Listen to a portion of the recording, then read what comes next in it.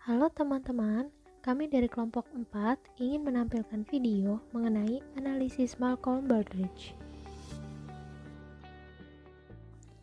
Kriteria Baldrige merupakan salah satu metode yang dapat digunakan untuk mengukur keefektifan kinerja organisasi secara keseluruhan, baik untuk perusahaan, pendidikan, maupun organisasi kesehatan. Tujuan dari analisis Malcolm Baldrige yang pertama, membantu memperbaiki kinerja dan kemampuan organisasi. 2. Memberikan fasilitas komunikasi dan berbagai informasi dari best practices dalam suatu organisasi. 3. Memelihara perkembangan kemitraan yang melibatkan sekolah-sekolah, industri, dan organisasi lain termasuk organisasi kesehatan. 4. Melayani sebagai alat kerja untuk memahami dan memperbaiki kinerja organisasi dan menuntun dalam perencanaan dan pelatihan organisasi. 7 kriteria analisis Baldrige. Yang pertama, leadership.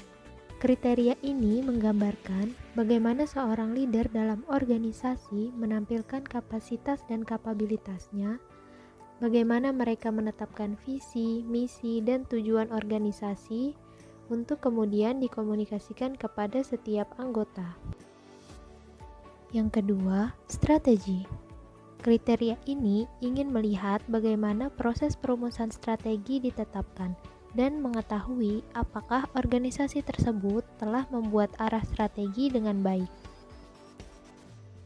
Kriteria yang ketiga yaitu customer. Kriteria ini ingin mengetahui bagaimana organisasi dalam memutuskan kebutuhan serta ekspektasi pasar dan pelanggan, membangun hubungan dengan pelanggan, dan bagaimana mendapatkan, memuaskan, serta menjaga pelanggan. Kriteria yang keempat yaitu measurement, analysis, and knowledge management. Kriteria ini menganalisis sistem manajemen, aplikasi manajemen yang efektif, perbaikan data, serta informasi untuk mendukung proses organisasi dan performansi sistem manajemen. Kriteria yang kelima yaitu workforce. Kriteria ini menganalisa bagaimana organisasi mampu mendukung pekerjanya dalam membangun potensi individu dan bagaimana pekerjanya dapat mengikuti tujuan organisasi. Kriteria yang keenam yaitu operations. Kriteria ini memeriksa bagaimana proses perancangan, pengaturan, serta peningkatan aspek-aspek penting dari produksi dan delivery, juga proses pendukung lainnya. Kriteria yang terakhir yaitu results. Kriteria ini ingin melihat bagaimana hasil akhir kinerja dari organisasi. Selanjutnya mengenai tahapan proses analisis Baldrige. Tahapan analisis Baldrige secara umum terdiri dari beberapa tahapan.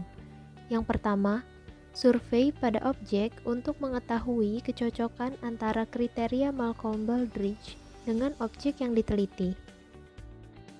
Tahapan yang kedua yaitu merancang pertanyaan. Pertanyaan ini disusun berdasarkan 7 kriteria Baldrige. Tahapan yang ketiga yaitu pengisian data yang dilakukan oleh objek.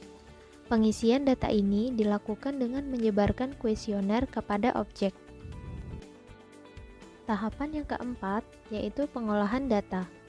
Data yang telah didapat diolah berdasarkan table approach, deploy, learning, and integration, atau yang disingkat menjadi ADLI, dan tabel level, trend, comparison, and integration, atau yang disingkat menjadi LETC.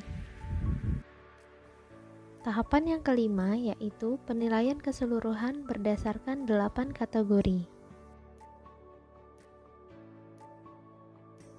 Sekian penyajian video mengenai analisis Malcolm Baldrige.